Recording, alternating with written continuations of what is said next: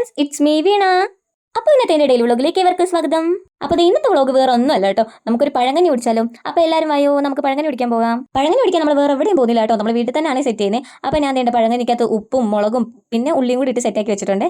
അപ്പോൾ ഇതാണ് കേട്ടോ നമ്മുടെ കറിയൊക്കെ. അപ്പോൾ ഞാൻ ഓരോന്നായിട്ട് പറഞ്ഞുതരാവേ. നമുക്ക് ചമ്മന്തി ഉണ്ട്, ഉണക്കമീനുണ്ട്, പിന്നെ എൻ്റെ പുളിമുളകും ഉണ്ട്, പിന്നെ എൻ്റെ മാങ്ങാച്ചാറുണ്ട്, നാരങ്ങാച്ചാറുണ്ട്. ഇതൊക്കെയാണ് കേട്ടോ നമ്മുടെ സൈഡ് ഡിഷ് ആയിട്ടുള്ളത്. കഴിഞ്ഞ വട്ടം നമുക്ക് പഴങ്കഞ്ഞി കുടിക്കാൻ വേണ്ടിയിട്ട് തൈരുണ്ടായിരുന്നു കേട്ടോ. ഇപ്രാവശ്യം അതില്ല, ഇപ്രാവശ്യം നമ്മളത് മോരാക്കിയിട്ടുണ്ട്.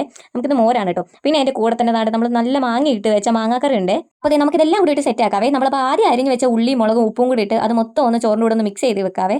അപ്പോൾ നമ്മൾ നേരത്തെ അവിടെ കുഴച്ച് വെച്ചിട്ടില്ലേ പഴങ്കഞ്ഞിയൊക്കെ. അപ്പോൾ നമുക്ക് അതിൻ്റെ പുറത്തുകൂടെ കുറച്ച് മോര് ഒഴിച്ച് കൊടുക്കാവേ. കുറച്ച് അല്പം മോര് ഒഴിച്ച് കൊടുക്കാവേ. മോര് ഒഴിച്ചിട്ട് നമുക്ക് അതെല്ലാം കൂടെ ഒന്ന് മിക്സ് ആക്കി എടുക്കാവേ.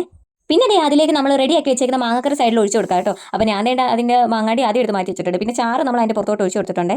പിന്നെ നമ്മൾ സൈഡ് ഡിഷൊക്കെ എടുക്കാവേ. ആദ്യം ഞാൻ എടുത്തേക്കുന്ന പുളിമുളകാണ് കേട്ടോ. അപ്പോൾ ഞാൻ ആദ്യം കുറച്ച് വെച്ചിട്ടുണ്ട്.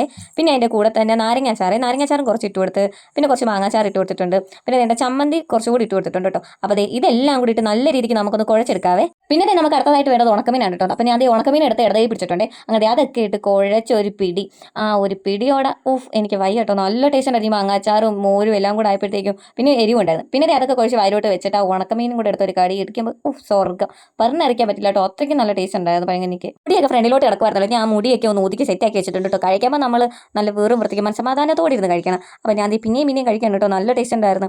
അങ്ങനെ ഉണ്ടോ ഉണക്കമീനും എല്ലാം കൂടി ഇട്ടിട്ട്.